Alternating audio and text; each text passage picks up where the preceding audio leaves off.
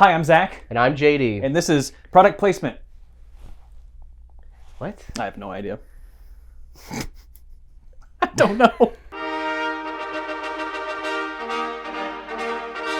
So we saw the new Jackass, and I've been told that we can only say Jackass twice, and I just said it twice. So oh, wow. Can't say the title anymore.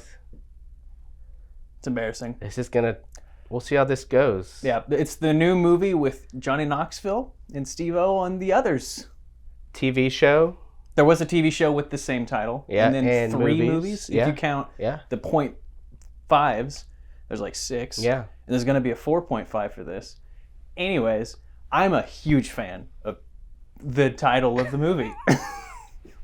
No, but you're a huge fan of the movie, not the title of the movie. Well, the title's pretty funny too. Yeah. I casual fan. I've seen all the movies, sometimes not willingly. You know, when you growing up in that time, you went to a lot of like birthday parties or hangouts with. This was with the your movie to friends, put on, and of course, every dude was like, "You seen this?" Even like casual viewers will have a lot to like. They enjoy these movies because they got gross stuff, but then they have crazy stunts. Yeah. Who doesn't like crazy stunts? And it's just goofy. It's just goofy and stupid, wonderful. I think also it's got like a fun. I don't know how they've made this many movies, and it's just like there's no plot, there's no thread, it's just like it's just a collection of it's like vignettes of stunts and nasty. What more could you want from these movies? Which I think is what like they've been posting it on their Instagram for like the past 2 weeks. For like this is the highest rated movie. The movie with this title. Yeah. It had a 90 at one point. I don't know if it does anymore. But like it just went up and up and up. And I think collectively as the world, we understand what this is now. It could not have come in just a better time. You know, we're all feeling a little bummed about another surge. We're all, we're coming off of that a little bit. This is what we've needed. This movie got delayed a few times. We just need some good laughs and some good things and be like, ooh. Yep, and just to cringe for an hour and a half. And if you can, see this with anybody. Yep. Like this is a movie that is best shared with literally anybody. I saw it with a good friend of mine who loves these movies, and then my fiance who hates these movies. But even she had a great time. Why would you do that? Why would you do that to that poor woman? Well, I don't know, because it's funny. That's love, though. I mean, she stuck with you. She went with I had to buy the popcorn and the drink and in the movie. What, she ate during the movie?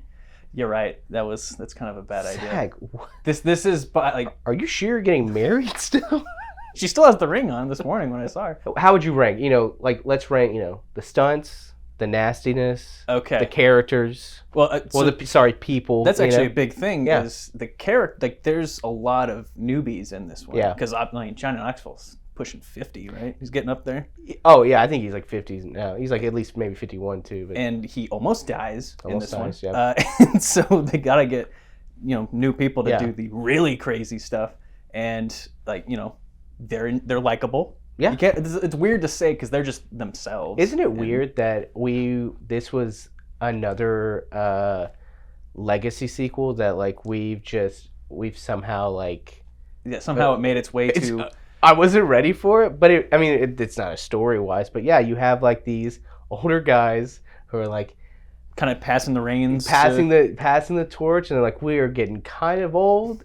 We're still good. Hey, we're still down to party and do some dumb stuff, but you know what? Maybe we're not gonna do this. Maybe we're not gonna body surf on a giant slip and slide into a pile of rocks. Yeah. And that's one of the most enjoyable parts of the movie for me is watching like Steve-O and Wee Man and Preston and Danger. I don't know his first name. Aaron and Johnny and Dave England just sitting there and being like in normal clothes, like they're in normal clothes, they're not having to dress up as much, and then like, man, this is nice, like it's great to be here and just to watch everyone else get hurt. There's a sequence in the middle with Danger that is the hardest I've ever laughed in my life, and also I wanted to leave the theater at the same time. It is, yeah. Just involving, let's just say, cups. He definitely gets the brunt of it. I just can't believe that like he did it. Throughout the whole movie. It's like he had the most screen time. Yeah, out of all of them. And it's You know, like the stunts, I feel like they're bigger in the second and third one. Yes, they had clearly a like, bigger budget, and also they were young. Yes, Younger. and so this does feel a little bit like, what can we do today? And they were dealing with COVID precautions, right? Which you see totally behind this. Like it's an interesting movie. I didn't know I was going to be able to talk about this as much, but it's an interesting movie to see. Man, okay, we've got everything you love, but also here's kind of an inside look into what a movie production was like in COVID, and it's that's true. It is kind of fascinating. It's weird. It's like you're looking at it and you're like, why is there like they had different pods of people, and they kept yelling at Jeff Tremaine, the director. Like you would like the camera would pan back and like just a sea of people in masks, and just there's a Rachel Wolfson, a comedian, like she's the first like woman kind of stunt person on the team, and there's moments there that they don't like make it like she's the first woman, like this is big, just happens.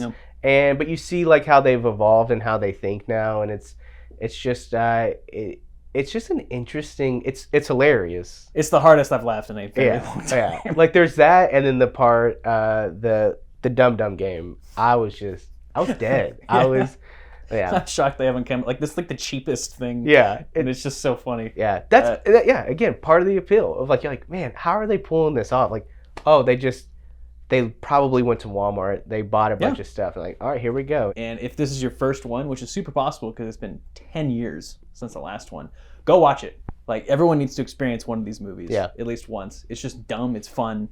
Emphasis on dumb. Out of 10 broken bones, what would you give this?